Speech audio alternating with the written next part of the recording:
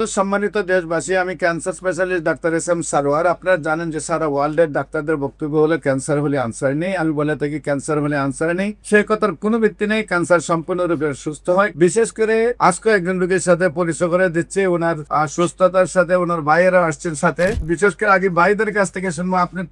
আপনার নাম কি? আমার নাম মোহাম্মদ মোহন সরকার। মোহন সরকার। আপনার কি হয়? আমি আমার বড় ভাই। আপনার ছোট ভাই। আপনার নাম কি? আমার নাম কবির হোসেন। কবির হোসেন। আপনার নাম? জহুরুল ইসলাম। জহুরুল ইসলাম। কি অবস্থায় আপনি ছিলেন, কোথায় কোথায় চিকিৎসা করছেন এবং কিভাবে এই অবস্থায় আছেন আপনি একটু বলেন। আমার কিডনি মেতে টিউমার হয়েছিল, সিকেরি হসপিটালের মধ্যে অপারেশন হয়েছি। অপারেশনের পরে দিয়ে আমার দিয়ে করাইলো কি ক্যান্সার। হ্যাঁ, আমি আনোয়ার মডেল হসপিটালের মধ্যে গেলাম, থেরাপি দেওয়া লাগবে। আমি থেরাপি ইচ্ছাগতভাবে দিয়ে যাই। আপনার ইউটিউবের সাথে যোগাযোগ করে আপনার যে জায়গায় আসলাম, আমি ওষুধ খাওয়ার পরে দিয়ে আল্লাহ রহমত এখন রিপোর্ট করছি, মানে রিপোর্ট পার হয়েছি ইনশাল্লাহ। রিপোর্টগুলো আমরা আপনাদের সামনে তুলে ধরছি।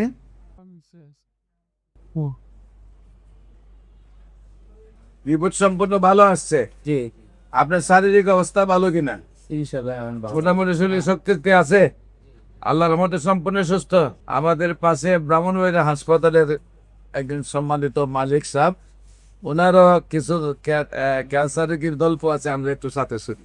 আসসালামু আলাইকুম, আমি সাংবাদিক আসাদ আবিদ। আমার কুমিল্লা দেহাটর হসপিটাল আছে, এখানে অনেক রোগী আসছে। যখন যারা একবারে চিকিৎসার শেষ পর্যায়ে, তখন আমরা বলি যে আমি অনেক সময় ইনভাইট করি যে একটা সোহর সাহেবের সাথে যোগাযোগ করা যাবে। ইনশাল্লাহ রুগী আসছে, আমার জানা মতো অনেকে ভালো হয়েছে। তো ওনাকে আমি আপনি কয়জন যাদেরকে পাঠিয়েছেন তারা সুস্থ হয়েছে কি? আল্লাহ।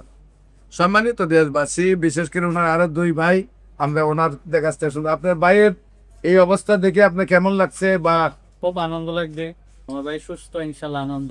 আপনার আলহামদুলিল্লাহ। আলহামদুলিল্লাহ, আলহামদুলিল্লাহ। সম্মানিত দেশবাসী, যারা আমাদের ভিডিওগুলো দেখছেন, আপনারা দোয়া করবেন উনি যেন আজীবন সুন্দরভাবে সুস্থ হয়ে যায়। আমরা একটু দোয়া করবো ওনার সাথে, উনি যেন আজীবন মানব সেবায় সময় দেন, কারণ উনি তো পৃথিবী থেকে চলেই যেত। পৃথিবীতে চলে গেলে তো আর মানুষের জন্য কিছু করতে পারতেন না। এখন যেহেতু আপনারা ভাই, আল্লাহর রহমতে একটা আমার মনে হয় যে সুন্দর একটা শক্তিতে আসে। আজকে কিন্তু ভাইয়ের পিছিয়ে ভাই যায় না। ভাইয়ের সুস্থতা দেখে আপনাদের সাথে আসছেন, এত আপনাদের পরিবারটা অনেক সুখী পরিবার। আপনার মতো একজন মানে এই সংসার রুজি না করলেও চলবে।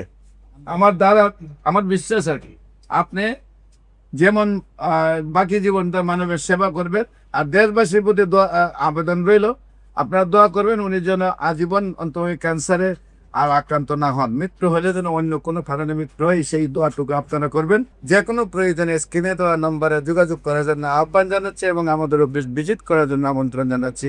আসসালামু আলাইকুম রহমতুল্লাহ।